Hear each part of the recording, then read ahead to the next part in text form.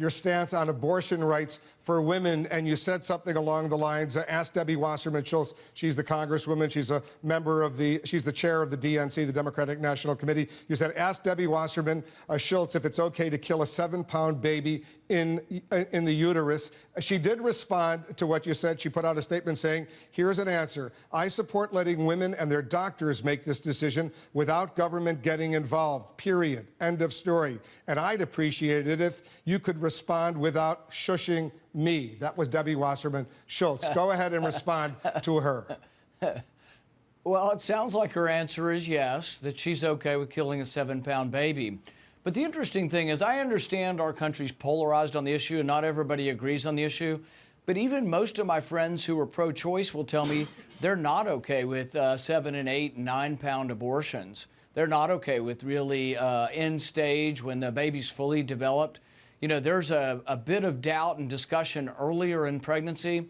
But Debbie's position, which I guess is the Democrat Party position, that an abortion all the way up until the day of birth would be fine, I think really most pro-choice people would be a little uncomfortable with that. So I don't know. I really think that she's got some explaining to do. And if that's the position of the party, a lot of pro-choice people are going to be uncomfortable with her position. I want you to explain your position because traditionally libertarians believe the government shouldn't be involved in making these kinds of personal decisions for individuals. So when should a woman have a right to have an abortion? The thing is that there is a role for government in our lives, and the role is basically to prevent violence. And so when a baby is born, you know, I'm a physician, and so I examine babies in the neonatal nursery often.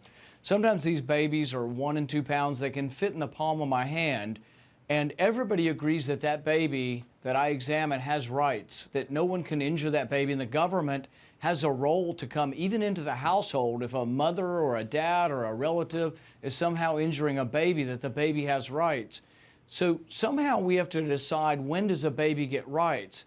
So a 1-pound baby has rights, but a 7-pound baby in the uterus still getting ready to be born, or a 9-pound baby would have no rights. It seems like an abrupt sort of diminution of rights, that all of a sudden you have rights and then a couple of minutes before you didn't have rights. These are very, very difficult, I think, discussions. And then that's the question of, when does life begin? And I don't think we all agree on that. I personally believe that life is special, that human life is special, and that there is a sanctity, and that we're more than just, you know, clay and dirt. What about rape? What about human life? Rape and incest?